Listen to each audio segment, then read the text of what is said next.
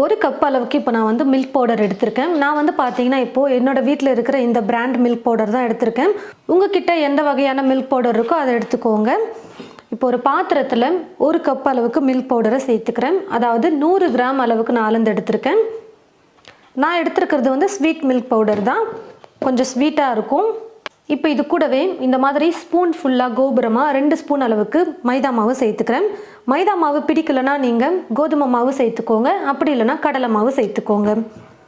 இப்போ வந்து பார்த்தீங்கன்னா ஒரு கப் அளவுக்கு நெய் வந்து எடுத்து வச்சுருக்கேன். நான் எடுத்துருக்கிற கப்பில் மொத்தமாக 2 கப் அளவுக்கு நெய் சேர்க்கணும். உங்களோட விருப்பம் நெய் கொஞ்சம் அதிகமாக இருக்கிற மாதிரி ஃபீல் ஆச்சுன்னா நீங்கள் 1.5 கப் கூட சேர்த்துக்கலாம். முதல்ல இந்த பால் பவுடரை கரைக்கிறதுக்கு 1 கப் அளவுக்கு நெய் எடுத்துக்கணும். நெய்யை நல்லா உருக்கிட்டு சூடு ஆற வச்சு எடுத்து வச்சுருக்கேன். இப்போ இந்த 1 கப் நெய்யை சேர்த்துக்கிறேன். கொஞ்சம் கூட உருண்டைகளே இல்லாமல் நல்லா நைஸாக நம்ம கரைச்சி எடுத்துக்கணும். நம்ம ஸ்ட்ரைட்டாக சக்கரை பாகிலே வந்து பார்த்திங்கன்னா பால் பவுடரை சேர்க்க முடியும். அப்படி சேர்க்கும்போது கொஞ்சம் உருண்டை கட்டுற மாதிரி இருக்கும், நல்லா கை விடாமல் கலந்து கொடுக்க முடியல அப்படின்னு நினச்சிங்கன்னா இந்த மாதிரி நீங்கள் கரைச்சிக்கோங்க. ஈஸியான மெத்தட் இது. நல்லா நைஸாக நான் வந்து பால் பவுடரையும் மைதா மாவையும் சேர்த்து கரைச்சி எடுத்துக்கிட்டேன். ஸ்டவ்வை பற்ற வச்சுக்கிட்டு ஸ்டவ் மேலே ஒரு கடாய் வச்சுருக்கேன். நல்லா அடிகனமான ஒரு பாத்திரமாக எடுத்துக்கோங்க. அப்போ தான் அடி பிடிக்காமல் நம்மளால் கலந்து கொடுக்க முடியும். இப்போது இந்த கடாயில் 2 கப் அளவுக்கு நான் சர்க்கரையை சேர்த்துக்கிறேன். அதாவது 400 கிராம் சர்க்கரை சேர்த்துக்கிறேன். 1 கப் தண்ணி வந்து சேர்த்துக்கிறேன். ஸ்டவ்வை ஃபுல்லாக வச்சுக்கிட்டு குக் பண்ணிக்கலாம். சர்க்கரை நல்லா கரைஞ்சி வரட்டும். சர்க்கரை நல்லா கரைஞ்சி வந்ததுக்கு அப்புறமா நீங்கள் அப்பப்போ செக் பண்ணிக்கிட்டே இருங்க. ஒரு கம்பி பதம் வந்து சீக்கிரமாக வந்துடும். கரெக்டாக ஒரு கம்பி பதம் வர வரைக்கும் நம்ம வந்து பாகு ரெடி பண்ணணும். இப்போ நம்ம பாகு ஒரு கம்பி பதத்துக்கு வந்துச்சான்னு செக் பண்ணிக்கலாம். அப்பப்போ நீங்கள் வந்து இந்த மாதிரி பாகு எடுத்து இப்படி ப்ரெஸ் பண்ணி பாருங்கள். அப்போ தான் தெரியும் ஒரு கம்பி பதத்துக்கு பாகு வந்திருக்கா இல்லையான்னு சொல்லிட்டு. இந்த மாதிரி நம்ம விரலால் பாகை வந்து ப்ரெஸ் பண்ணி எடுக்கும்போது ஒரு கம்பி பதத்துக்கு கரெக்டாக வந்திருக்கணும். அதாவது ஒரு லைன் மாதிரி ஃபார்ம் ஆகி வந்திருக்கணும். இப்போ கரெக்டாக இந்த மாதிரி ஒரு கம்பி பதம் வந்ததுக்கப்புறமா நம்ம நெய்யில் மிக்ஸ் பண்ணி வச்சுருக்கிற இந்த பால் பவுடரை வந்து ஒரு முறை கரண்டியால் கலந்து கொடுத்துட்டு கரண்டியை ஒரு கையில் பிடிச்சிக்கிட்டு அப்படியே ஊற்றிக்கிட்டே நம்ம இப்படி கலந்து கொடுத்துக்கிட்டே இருக்கணும். அப்போ தான் அடி பிடிக்காது, உருண்டை கட்டாமல் நல்லா கரெக்டாக நம்மளால் மிக்ஸ் பண்ணி கொடுக்க முடியும். பாருங்கள், இப்படி இந்த மாதிரி ஊற்றிட்டே இன்னொரு பக்கம் கையில் கரண்டியால் நம்ம கலந்து கொடுத்துக்கிட்டே இருக்கணும். இதுக்கப்புறம் நம்ம ஸ்டவ்வை ஃபுல்லாகவே வைக்கக்கூடாது. தீயை வந்து மீடியம் ஃப்ளேம்லேருந்து லோ ஃப்ளேமுக்கு, லோ ஃப்ளேம்லேருந்து மீடியம் ஃப்ளேமுக்கு மாற்றி மாற்றி வச்சு நீங்கள் குக் பண்ணிக்கோங்க. கொஞ்சம் நேரத்துக்கு நல்லா குக் ஆகட்டும். நம்ம குக் பண்ண வந்து பார்த்தீங்கன்னா கொஞ்சம் லைட்டாக கலரும் அப்படியே மாறி வரும். பாருங்கள், இப்போ கொஞ்சம் லைட்டாக கலர் மாறி இருக்குது. கை விடாமல் கலந்து கொடுத்துட்டே இருங்க. அப்போ தான் அடி பிடிக்காமல் உருண்டை கட்டாமல் நம்மளால் குக் பண்ண முடியும். இப்போ வந்து பார்த்தீங்கன்னா நான் வந்து 1 கப் அளவுக்கு நெய் வந்து எடுத்து வச்சுருக்கேன் ஒரு பாத்திரத்தில். அதாவது மொத்தமாக இந்த ரெசிபி செய்யறதுக்கு 2 கப் அளவுக்கு நெய் தேவைப்படும். 1 கப் நெய் வந்து நம்ம ஏற்கனவே பால் பவுடரில் சேர்த்துட்டோம். இப்போ இன்னொரு கப் வந்து நான் நெய் வந்து உருக்கி எடுத்து வச்சுருக்கேன். நம்ம ஸ்வீட் செய்யறதுக்கு ஸ்டார்ட் பண்ணுறதுக்கு முன்னாடியே வந்து பார்த்திங்கன்னா நெய்யை வந்து உருக்கி எடுத்து வச்சுக்கோங்க. நல்லா சூடு ஆற வச்சு எடுத்து வச்சுக்கோங்க. 1 கப் வந்து மில்க் பவுடரில் சேர்க்குறதுக்கும் 1 கப் தனியாக இப்போ கொஞ்சம் கொஞ்சமாக சேர்த்து கலந்து கொடுப்போம். அதுக்காகவும் எடுத்து வச்சுக்கிட்டால் ஈஸியாக இருக்கும். ஒருவேளை உங்களுக்கு நெய்யோட அளவு ரொம்ப அதிகமாக இருக்குது அப்படின்னு நீங்கள் ஃபீல் பண்ணிங்கன்னா 1 கப் நெய்யை வந்து மில்க் பவுடரில் சேர்த்து மிக்ஸ் பண்ணிவிட்டு இன்னொரு 1/2 கப் நெய் வந்து எடுத்துக்கோங்க. நான் வந்து இப்போ 2 கப் எடுத்திருக்கேன், நீங்கள் 1.5 கப் கூட எடுத்துக்கோங்க. 1/2 கப் நெய்யை மட்டும் கொஞ்சம் கொஞ்சமாக சேர்த்து செய்யலாம். நல்லா கொஞ்சம் நேரம் குக் பண்ணதுக்கப்புறமா நம்ம எடுத்து வச்சுருக்கிற இன்னொரு கப் நெய் இருக்குது பார்த்தீங்களா, அதுலேருந்து கொஞ்சம் கொஞ்சமாக நெய்யை வந்து நம்ம சேர்த்து கலந்துக்கணும். ரொம்ப அதிகமாக சேர்க்கக்கூடாது, கொஞ்சம் கொஞ்சமாக சேர்த்து நம்ம கலந்து கொடுத்தோம்னா தான் நம்ம சேர்க்குற நெய் வந்து நல்லா அப்சர்வ் ஆகும். இந்த நெய் நல்லா அப்சர்வ் ஆனதுக்கப்புறமா திரும்பவும் இன்னொரு கரண்டி நெய் அப்படி சேர்த்துக்கணும். மொத்தமாக சேர்க்கக்கூடாது.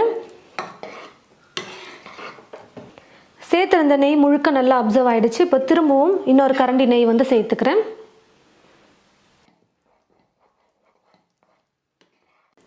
முக்கியமாக நம்ம கரெக்டாக எந்த பதத்தில் இருக்கும்போது எடுக்கணும் அப்படின்னு பார்த்தீங்கன்னா, மைசூர் பாக்கு எடுத்து ட்ரேயில் ஊற்றணும்னு பார்த்தீங்கன்னா, இந்த ஒரு பிளேட் எடுத்துக்கோங்க. பிளேட் எடுத்துகிட்டு கொஞ்சமாக இந்த மைசூர் பாக்கை வந்து ஒரு ட்ரேயில் ஊற்றிட்டு கையில் இப்படி எடுத்தீங்கன்னா நல்லா உருட்டுற பதத்துக்கு வரணும். அதுதான் கரெக்டான பதம். பாருங்கள், நல்லா தண்ணியாகவே இருக்குது, இன்னும் நல்லா இலக்கமாக நல்லா குக் ஆகிட்டு நம்ம கையில் எடுக்கும்போது நல்லா உருட்டுற பதத்துக்கு வந்ததுனா தான் நம்ம எடுத்து ட்ரேயில் ஊற்றணும்.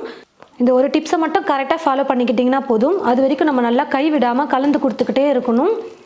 கொஞ்சம் கொஞ்சமாக நெய்யை சேர்த்து நம்ம கைவிடாமல் கலந்து கொடுத்துட்டே இருந்தோம்னா நல்லா கெட்டியான பதத்துக்கு வரும்.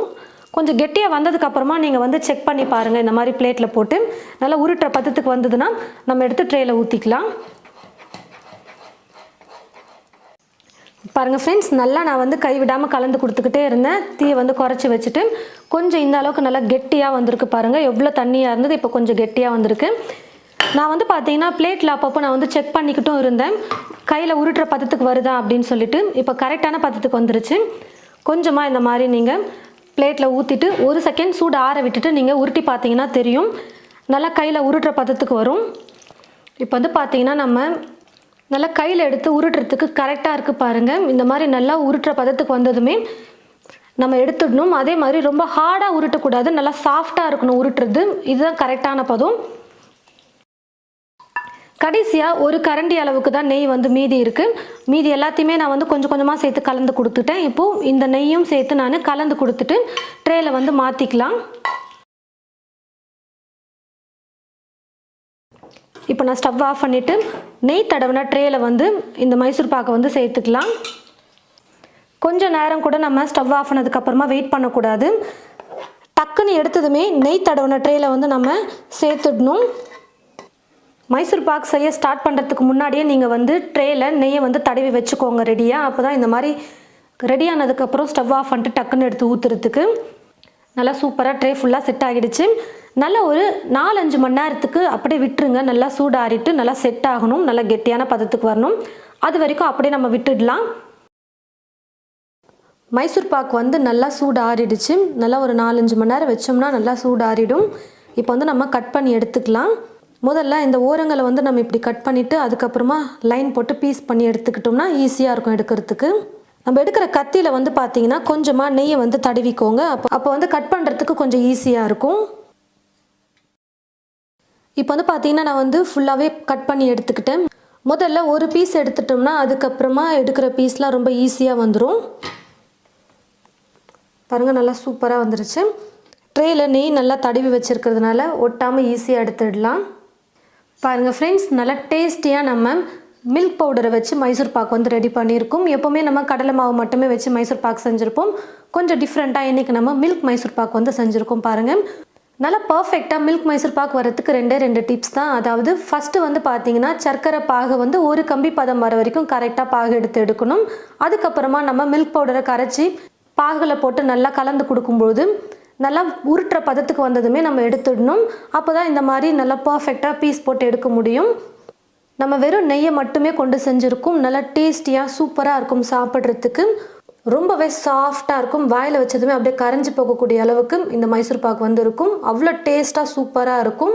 கண்டிப்பாக நீங்கள் ஒரு முறையாச்சும் உங்களுடைய வீட்டில் இது போல் மில்க் பவுடரில் மைசூர் பாக் வந்து செஞ்சு பாருங்கள். செஞ்சு பார்த்துட்டு எப்படி இருக்குன்னு சொல்லிட்டு மறக்காமல் கமெண்ட் பாக்ஸில் வந்து கமெண்ட் பண்ணுங்கள்.